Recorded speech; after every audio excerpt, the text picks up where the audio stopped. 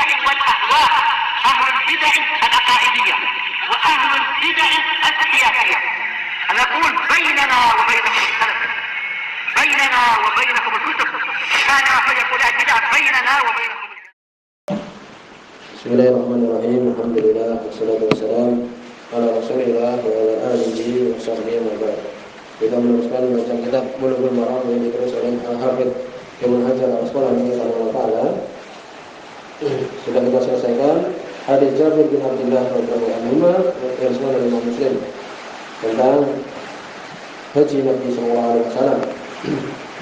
Di sini ada beberapa permasalahan banyak sekali. Hadis yang panjang ini. Kemudian kita baca di sini ada satu hadis terakhir pendek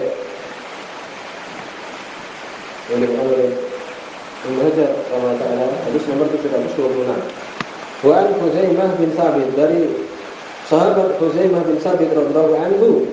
Hadis ini dhaif. Ibnu Hajar sendiri menghukumi dhaif karena di situ ada Shalih bin Muhammad bin Zaidah, dhaif, lemah. Juga ada riwayat yang dibawa oleh Imam Syafi'i ini, ada Ibrahim bin Abi Yahya tanda pendusta, tapi ada penguat ya. Hadis ini tetap dalam keadaan dhaif. Ana Nabi sallallahu alaihi wasallam, sesungguhnya Nabi sallallahu alaihi wasallam adalah beliau idza faragha min talbiyatihi, apabila beliau selesai dari talbiyahnya labbaik Allahumma labbaik. Ya, disebutkan di beberapa permasalahan seseorang ketika mulai dari miqat mengucapkan labbaik Allahumma labbaik, berhenti ya, selesainya ketika dia mulai mengawali tawaf. Ketika masuk ke Ka'bah, masuk ke Masjidil Haram, kemudian mau tawaf, berhenti. Di sini Nabi kalau selesai melakukan talbiyah di haji atau umrah, di dalam haji atau umrah, sa'ala Allah, meminta kepada Allah Subhanahu wa taala ridwanahu, keridhaannya, wal jannah, surga, wasta'adha bi rahmatihi minan nar, dan berlindung dengan rahmat Allah Subhanahu wa taala dari api neraka. Rawahu Syafi'i, riwayat Imam Syafi'i. Ini sanadnya di sana ada dhaif dengan sanad yang dhaif. Di sini dhaif. Di sini menunjukkan bahwa disunahkan untuk ya berdoa. Ada di sini berdoa. Jadi manapun di situ dia ketika tawaf itu berdoa, jangan kemudian juga di waktu-waktu ketika dia ada berdoa di situ. Maka di sini ada beberapa permasalahan berkaitan dengan hadis Jabir bin Abdullah radhiyallahu anhu. Sebutkan boleh seorang melakukan ibadah haji menggunakan kendaraan. Yang afdal menggunakan kendaraan karena lebih membantu untuk dia melakukan manasik. Kemudian disebutkan tentang tawaf qudum. Ya, sudah kita sebutkan seseorang yang dia melakukan umrah, maka tentu saja dia melakukan tawaf itulah tawaf qudum. Pertama kali datang itu. Ketika umrah, tawaf, dia tawaf, kemudian sudah sholat berjamaah makam, kemudian sa'i, kemudian mencukur rambut. Tawaf ini juga dikatakan tawaf qudum. Kemudian berikutnya untuk ya pertama kali ketika dia tawaf, istilahul hajar al-aswad, dengan mengisyaratkan ke hajar al-aswad. Ya, demikian. Bagusnya untuk kemudian memegangnya, kalau mampu memegang hajar al-aswad itu, tidak menciumnya. Kalau tidak mampu cukup istilam, mengisyaratkan dengan tangan ke arah apa? Hajar aswad itu ketika akan memulai tawaf. Kemudian juga apakah untuk mencium hajar aswad? Iya, kalau bisa mencium. Sebagaimana hadis Umar bin Khattab radhiyallahu anhu muttafaqun alaih, dia mengatakan, kalau aku tidak melihat Nabi sallallahu alaihi wasallam menciummu, aku tidak akan menciummu. Engkau adalah batu, tidak memberikan manfaat, tidak memberikan bahaya. Kemudian halahu ayyuqabil yadahu ba'da istilami biha. Apakah disunahkan menciumnya? Kalau kita tidak bisa langsung mencium batu dengan isyarat tangan, apakah disunahkan mencium tangan? Ketika kita isyaratkan, biasanya iya. Jadi sabda Umar radhiyallahu anhu Muslim, beliau melihat Nabi melakukannya. Apakah kalau tidak mampu untuk menggunakan tangannya, boleh menggunakan tongkat, boleh. Mehjan, tongkat yang itu bengkok itu, yang seperti dipakai orang tua itu, boleh dengan menggunakan itu. Kemudian juga mencium tempat tersebut boleh. Apabila Hajar Aswadnya hilang, bagaimana kita ketahui dulu pernah oleh orang Mitah, ya, Batiniyah itu, kelompok Batiniyah, pernah beberapa tahun Hajar Aswad diambil, kemudian dibunuh orang yang haji waktu itu, dimasukkan sumur Zam-Zam. Ya, bagaimana kalau tidak ada Hajar Aswad? Ya, naudzubillah seperti itu, maka cukup mengisyaratkan ke tempatnya saja. Kemudian apa yang dilakukan pertama kali diucapkan ketika mengawali tawaf. Ketika mau tawaf itu pertama kali yang dilakukan tawaf umroh, ya. Maka bagaimana? Pertama kali yang dilakukan adalah mengucapkan bismillah. Demikian. Kita mengawali tawaf itu. Tidak ada dalil yang khusus, ya, kita mungkin mengatakan bismillah. Kemudian istilah rukun al-yamani alladzi laysa fil hajar. Jadi empat Ka'bah itu kan ada 4 tiang gitu. Ya. Itu ada namanya rukun. Ada rukun yamani. Ya. Kemudian juga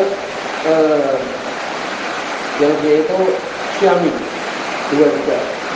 Yang dekat Hajar Aswad itu rukun yamani juga, sampingnya juga.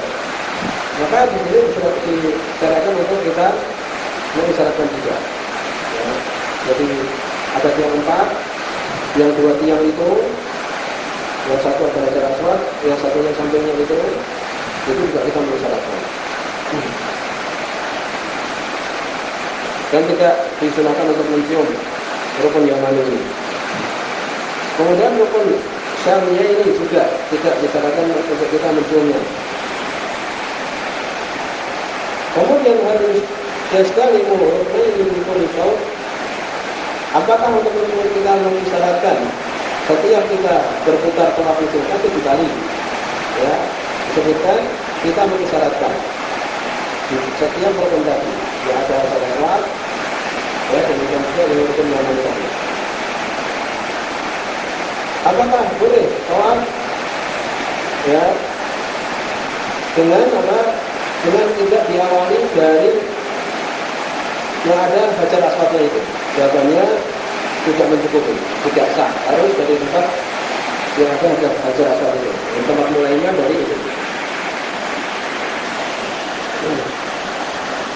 Kemudian juga tawafnya itu adalah, ya, searah jarum, yakni berbalik dengan arah jarum hijau, mengambil dari sisi kanan, mengambil dari sisi kanan. Sebentar, kita tahu jarum jam itu kan, itu berjalannya kebalikan dari jarum jam. Barang siapa yang kebalikannya tidak sah tawafnya. Kemudian disebutkan untuk berusaha mendekati Ka'bah, ya, atau yang lebih baik boleh jauh dari Ka'bah boleh, karena kita punya Ka'bah itu banyak orang, tetapi kan semakin jauh. Dan perbuatan Nabi SAW dia dekat dengan Ka'bah, jadi diusahakan dekat dengan Ka'bah. Dan tidak boleh keluar dari masjid. Kalau keluar dari masjid tidak sah. Bagaimana kalau masjid diluaskan? Boleh. Ya, boleh di atas, di lantai atas itu boleh. Tapi akhirnya adalah mendekati Ka'bah. Demikian juga boleh keluar di atap Masjidil Haram boleh. Apa yang disebutkan ketika keluar? Disebutkan untuk banyak berpikir. Ya, ketika keluar banyak berpikir.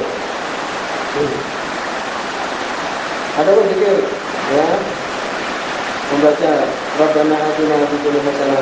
Ketika ulama mengatakan, ya, itu adalah bagus, tapi tidak ada dalilnya.